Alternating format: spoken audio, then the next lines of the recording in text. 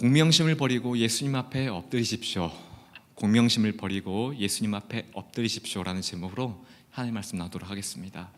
오늘 말씀이 예수님은 제자들에게 너희 의가 서기관과 바리새인보다 낫지 못하면 결코 천국에 들어가지 못한다라고 말씀하셨죠.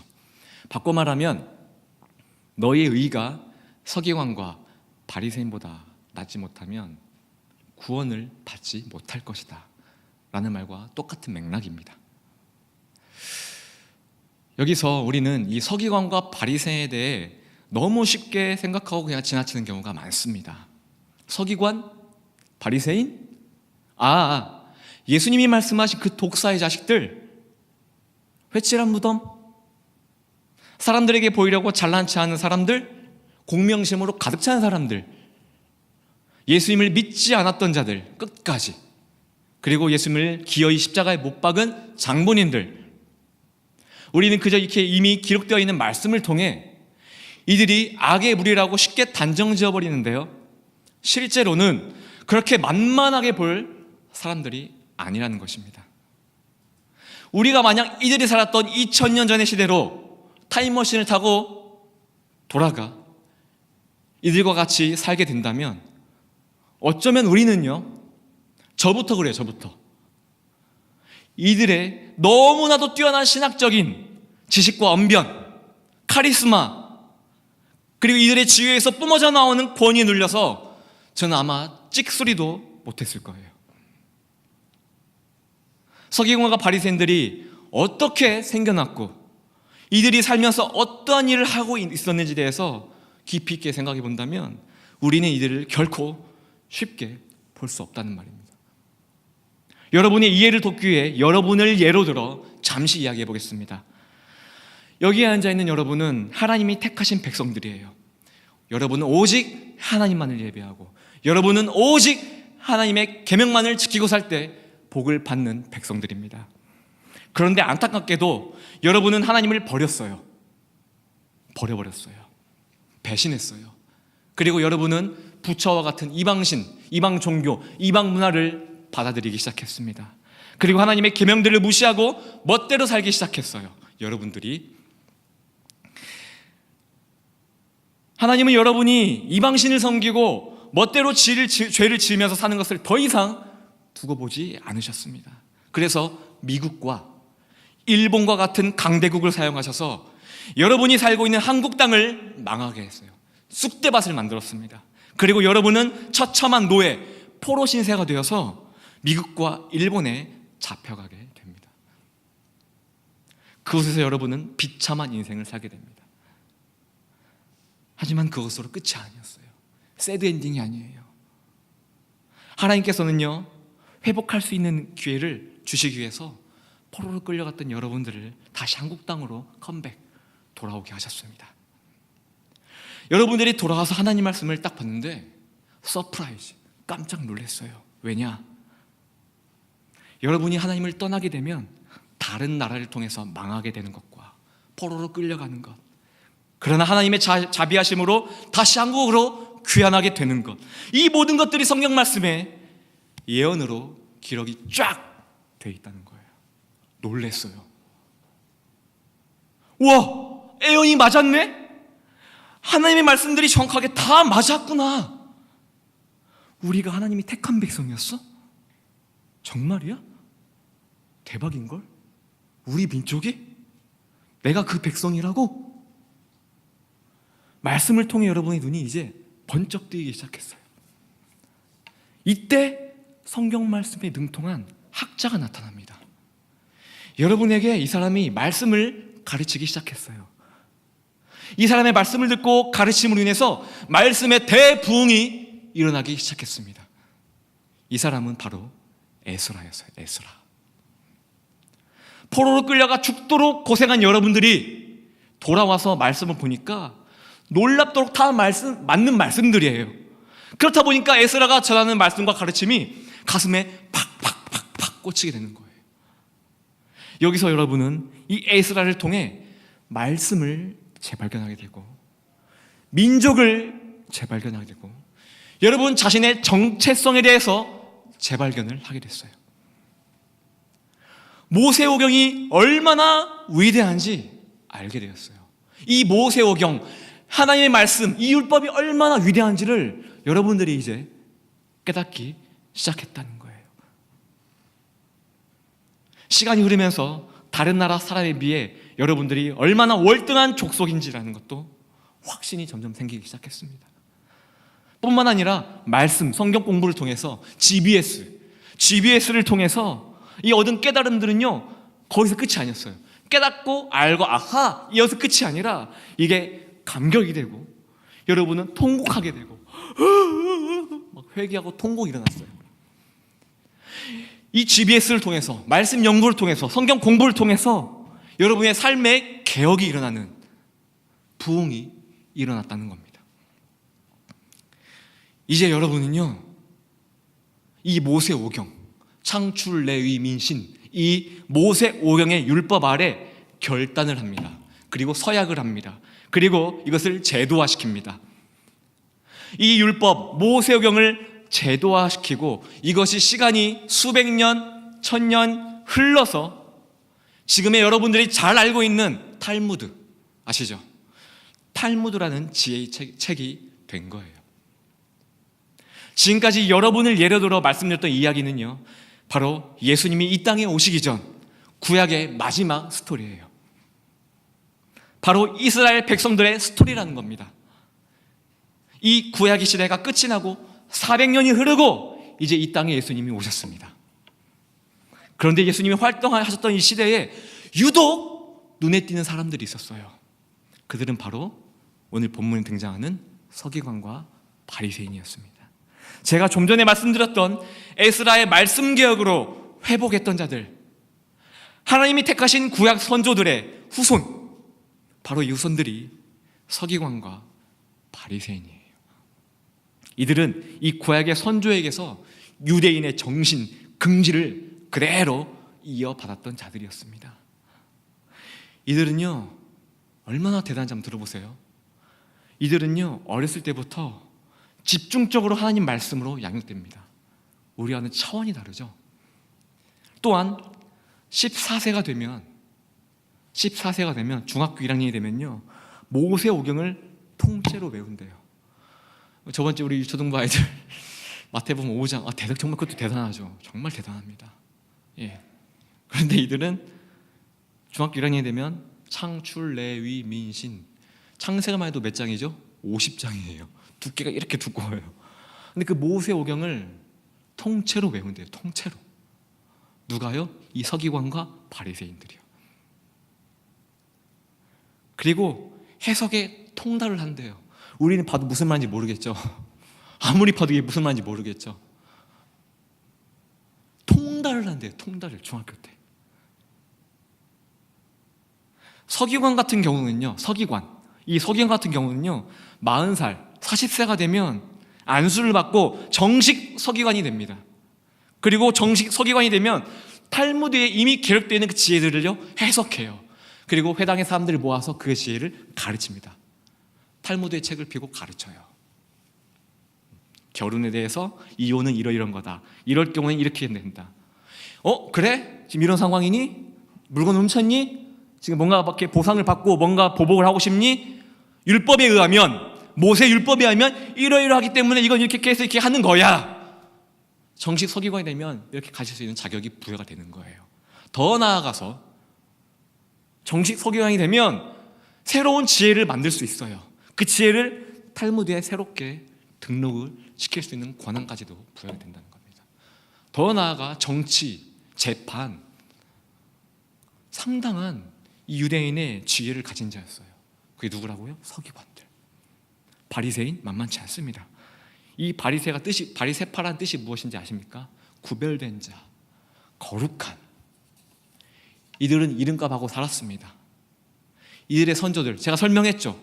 이 바리새인, 서기관의 선조들, 이방신을 받아들였어요. 망했어요. 포로로 끌려갔어요.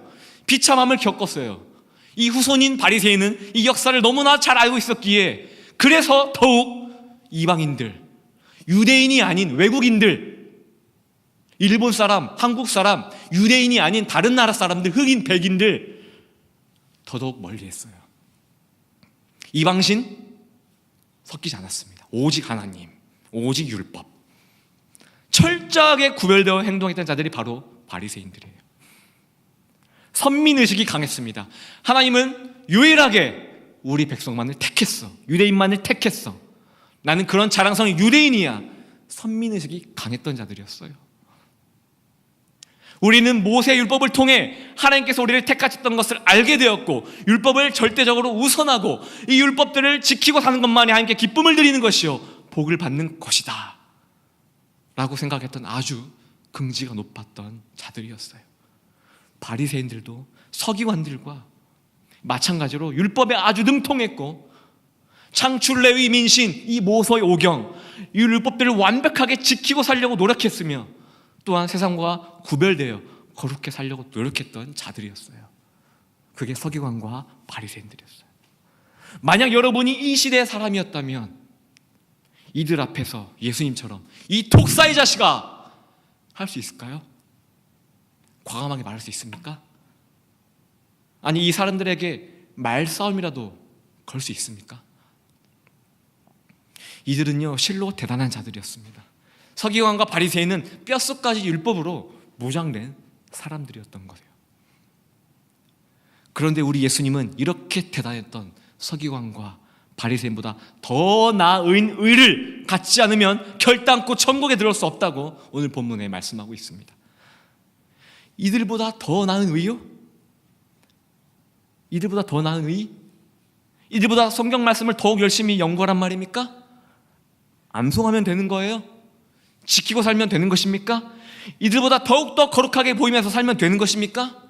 물론 불가능한 일이겠지만 최대한 그렇게 살도록 노력한다면 천국에 들어갈 수 있다는 것입니까?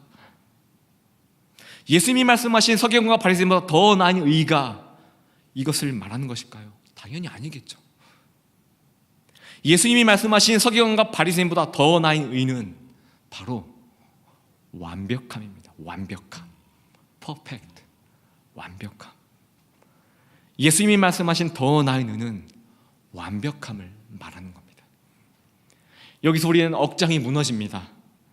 서기관과 바리새인처럼 사는 것도 대단한 일이고 그들의 삶을 따라하는 것조차도 벅차고 불가능한 일인데, 완벽한 의를 갖추라니요.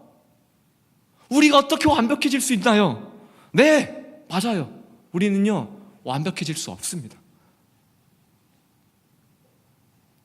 하나님, 그럼요 이 구원의 기준을 조금만 낮춰주세요. 의의 기준을 좀만 낮춰주세요. 커트라인을 좀만 낮춰주세요. 여러분, 하나님께서는요 구원의 기준을 절대 낮추시는 분이 아닙니다. 왜냐하면 하나님은 공의의 하나님이시고 의로우신 하나님이십니다. 그렇기 때문에 하나님은 구원의 기준을 절대 낮추실 수 없는 분이라는 겁니다. 하나님은요 의로우시기 때문에 우리의 죄를 그냥 덮어두시지 않습니다. 하나님은 사랑이잖아요. 하나님은 사랑이시잖아요. 모든 죄와 함부로 덮는다면서요. 누가 그래요? 의가 무엇입니까? 거룩이 무엇입니까? 하나님은 결코 죄와 타협하는 분이 아니십니다. 여러분의 가족을 살해하고 여러분 가족을 살해한 자가 심판대 앞에, 재판 앞에 서 있습니다. 그 재판관이 이 사람의 죄를 덮어둔다면 여러분 무엇이라고 말할 수 있겠습니까? 의로운 재판관이라고 말할 수 있겠습니까? 아니죠. 비난하겠죠. 저 죄를 덮어주는 저 재판관이 무슨 의로운 재판관이냐? 비난하겠죠. 하나님은요 결코 죄와 타협하시지도 구원의 기준을 낮추시지도 죄를 덮어주시도 않는 분이에요.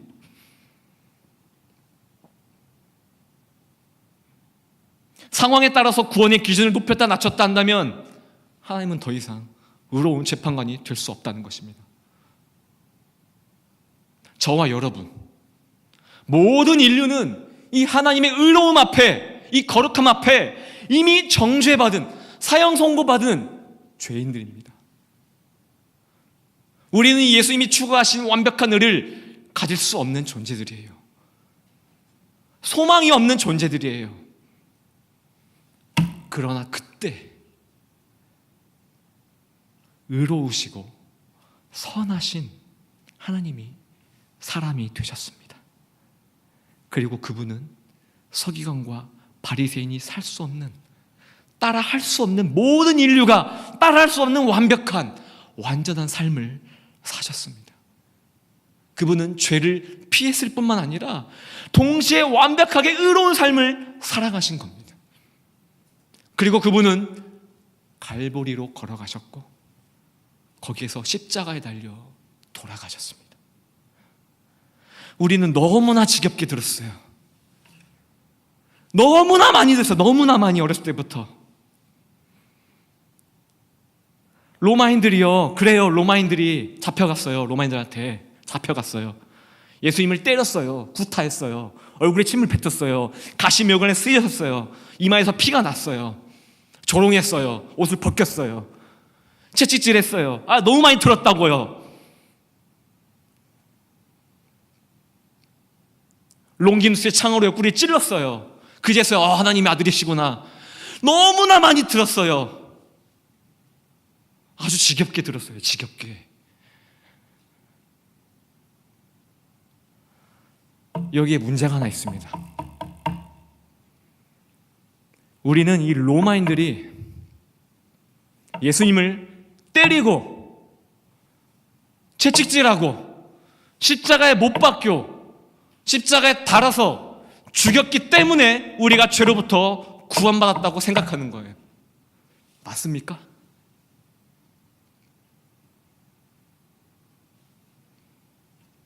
아니요. 성경은 우리에게 그렇게 말씀하지 않습니다. 로마인에게 잡혀가서 구타당하고 채찍질당하고 십자가에 못 박혀서 돌아가셨기 때문에 우리가 구원받았다고요? 아니요. 성경이 말하고자 하는 것은요, 우리의 죄가 예수님에게 전가되었기 때문에, 여러분들의 죄가 십자가에 그대로 옮겨갔기 때문에, 그래서 돌아가셨기 때문에 우리가 구원받은 것입니다. 그리고 하늘에 계신 아버지는요, 십자가에 달리신 아들을 철저하게 외면했습니다. 왜 외면했을까요? 하나님은 십자가에 달리신 예수님을 왜 외면했을까요? 하나님께서 예수님이 고통당한 것을 볼 용기가 부족했기 때문에? 아니죠. 하나님은 그의 아들이 죄가 되었기 때문에, 예수님이 죄가 되었기 때문에 그를 철저하게 외면하신 겁니다. 그리고 예수님에게서 철저하게 분리되셨습니다. 예수님은 하나님과 철저하게 분리되어지는 고통을 다 느끼셨단 말입니다. 원래 이것이 우리가 영원토록 겪어야 되는 것들이에요. 그런데 그 십자가 위에서 하나님의 아들이 그 고통을 모조리 다 겪었다는 말씀입니다. 그렇기에 십자가에서 하늘을 쳐다보시며 예수님이 뭐라고 울부짖었습니까? 엘리 엘리 라마 사박다니, 아버지 아버지여, 왜 나를 어찌하여 나를 버리셨나이까? 진정한 지옥의 고통은요, 매를 맞고 채찍질당하고 십자가에 못이 박히는 그런 고통이 아니에요. 진정한 지옥의 고통은 하나님에게서 영원히 분리되는 것, 하나님에게서 영원히 버림받는 것, 이것이 진정한 지옥의 고통이라는 거예요. 이것이 진정한 하나님의 진노의 잔입니다. 가득 찬 하나님의 진노, 원래는 저와 여러분들의 범죄를 향한, 우리의 죄를 위하여 우리가 마시기 위해서 준비했던 그 진노의 잔, 누가 다 마셨습니까? 우리 대신 예수님이 다 마셨습니다. 다. 하나님의 이 거룩한 진노를 우리가, 아니 누구에게 다 쏟으셨습니까? 바로 그분의 아들 예수님에게 다 쏟으셨다는 말씀이에요. 이사야 53장 10절 말씀입니다. 여호와께서 그에게 상함을 받게 하시기를 원하사 여호와께서 그에게 상함을 받게 하시기를 원하사 질고를 당하게 하셨은즉 가득하고 강한 하나님의 그 진노 아래 예수님을 짓이겼다는 거예요. 상하게 했다는 거예요. 예수님께서 잡혀가시기 전 겟세마네에서 울부짖으며 하나님께 기도하셨죠. 그 기도의 내용 중에 하나입니다. 아버지, 만일 할만하시거든 이 잔을 내게서 지나가게 하여 주옵소서. 이 잔을 내게서 옮기시옵소서 라는 말씀을 하셨습니다. 많은 사람들은요, 이 말씀에 대해 이렇게 생각합니다. 예수님은 하나님께서 주시는 이 고난의 잔을 보았을 때 로마인들의 매질, 구타, 채찍질, 십자가에 못 박히는 고통들을 생각하셨을 거라고요. 그래서 그 고민과 고통으로 인해 땀이 핏방울이 되도록 기도하신 것이라고 말입니다. 정말입니까? 그렇다면 그의 제자들과 십자가의 길을 간 수많은 순교자들은 어땠습니까? 기독교의 역사가 담겨있는 교회사에 보면 그들은 찬송했다고 증언하고 있습니다. 기뻐했다고, 순교자의 길을 간 것을 기뻐했다고 기록하고 있습니다. 스데반 집사는 어떠했습니까? 돌에 맞아 죽을 때까지 그 얼굴이 뭐와 같다고 했습니까? 천사와 같다고 했습니다. 천사. 어떻게 그들의 구주보다 그들이 더 용감할 수 있냔 말입니까? 말도 안 되죠. 여러분, 예수님은요, 이 십자가의 고난 때문에 겟세마네에서 피땀을 흘린 것이 아니에요. 십자가의 고난 때문에 이 잔을 내게서 옮겨 주시옵소서라고 말씀한 것이 아니라는 거예요. 기도한 것이 아니라는 거예요. 무엇 때문에 땀방울이 빗방울이 되도록 이 잔을 내게서 옮겨달라고 무엇 때문에 기도를 하였느냐? 바로 예수님은요, 영원 전부터, 이 온 우주 만물이 있기 전부터, 창세 전부터, 태초 전부터, 영원 전부터 하나님과 일체를 이루신 거룩하신 성자 하나님이셨습니다. 믿으십니까? 예수님은요, 영원 전부터 항상 하나님 아버지의 품 안에 거하셨던 그러한 존재였습니다. 예수님이 세례 요한에게 세례를 받으시고 물에서 올라오실 때 하늘이 열리면서 무슨 음성이 들렸습니까? 이는 내 사랑하는 아들이요 내 기뻐하는 자라. 그렇습니다, 여러분. 예수님은 항상 하나님의 기쁨이었고 하나님의 사랑하는 아들이었습니다. 그랬던 예수님이 십자가에 달리셨을 때 하나님은 예수님으로부터 떠났다는 거예요. 철저하게 버림받았다는 거예요. 이것이 예수님이 본 잔이었습니다. 예수님이 마셔야 될 잔이었습니다. 하나님과 영원히 분리된 곳이 어디입니까? 구원의 손길이 닿지 않는 곳이 어디입니까? 하나님의 존재하심이 전혀 느끼지 않는 절망과 원망, 고통만이 있는 곳이 어디입니까, 여러분? 바로 지옥입니다. 하나님에게서 영원히 분리된다는 것, 하나님에게 버림받는 것, 이것은 영원한 사망을 말합니다. 지옥을 말하는 것입니다. 우리가 저질러 온 이 모든 죄에 대한 하나님의 진노, 그 진노가 담긴 잔을 예수님이 다 마셨다는 말씀입니다. 한 방울도 남기지 않은 채. 그리고 예수님은 다 이루었다 하시고 숨을 거두셨습니다. 그 후 3일 만에 사망 권세를 깨뜨리시고 부활하셨죠. 이로써 우리의 모든 죄값이 치러졌습니다. 로마서는 바로 이것을 가지고 뭐라고 표현하느냐? 바로 하나님의 징표. 우리의 모든 죄값을 치르기에 충분하다는 것에 대한 인증이라고 표현을 하고 있습니다. 예수님을 믿는 것이 단순하게 나는 예수님의 가르침을 존중해, 나는 그를 따를 거야 라고 말하는 것이 아닙니다. 이렇게 고백할 수 있어야 합니다. 한번 같이 고백해 볼까요? 나는 아무것도 없습니다. 나는 전혀 의롭지 않습니다. 나는 소망이 없습니다. 나는 대신 오직 예수님이 갈보리에서 나를 위해 행하신 것과 예수님의 부활에 소망을 겁니다. 그것이 나의 소망입니다. 이거예요. 만약 여러분이 십자가 복음에 여러분의 덕행이나 그 업적들을 플러스한다면, 거기에 더한다면 여러분은 하나님의 아들을 믿는 것이 아닙니다. 죄송합니다. 솔직하게 말했습니다. 십자가 위에 그 무엇을 더한다면 여러분은 가짜입니다.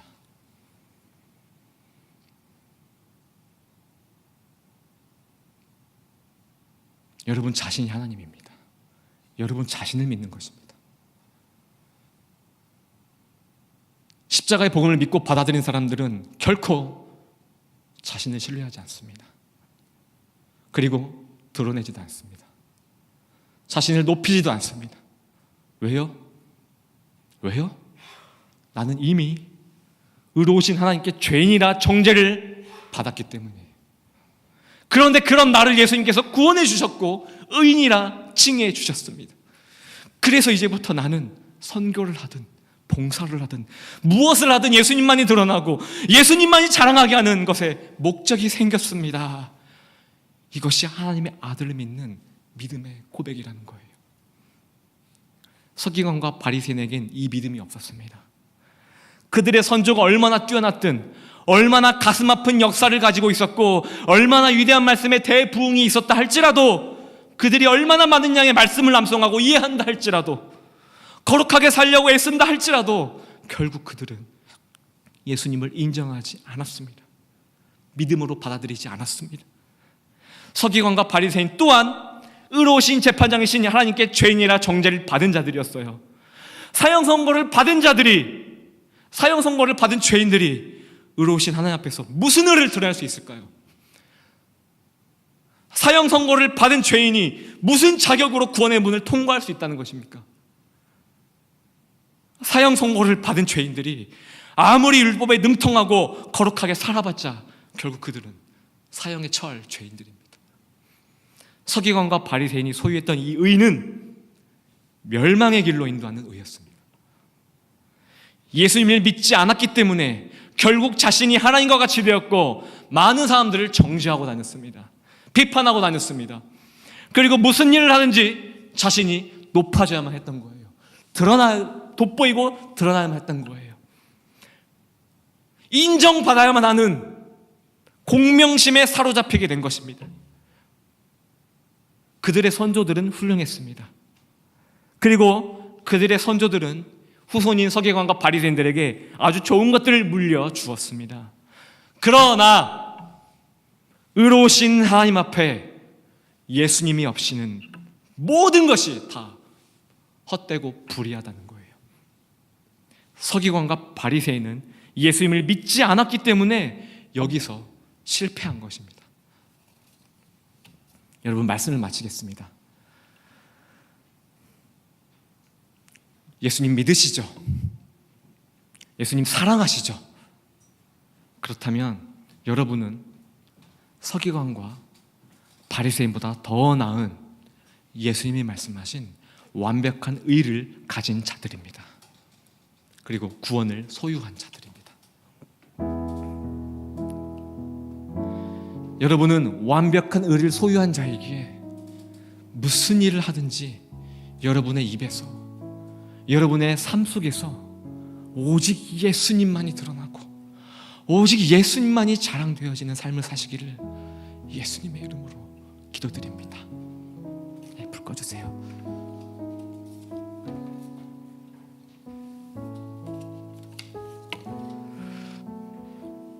의로우신 하나님 앞에 우리가 무엇으로 설 수 있습니까? 천하 만물의 모든 것을 가져다 바친다 해도 우리 안에 이 십자가의 흔적이 없으면 아무 소용없습니다. 우리가 아무리 예배를 많이 참석하고 아무리 선교에 많이 참여하고 봉사를 많이 한다 할지라도 그 안에 십자가의 흔적이 없다면 내가 높아질 것입니다. 내가 드러날 것입니다. 이것은 헛되고 하나님 앞에 아무것도 아닌 것입니다.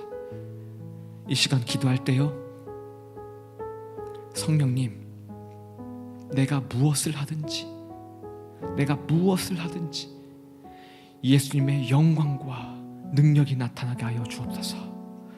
내가 무엇을 하든지 오직 예수님만이 앞장서고 저는 뒤에서 예수님의 옷자락만을 붙들고 따라가게 하여 주옵소서.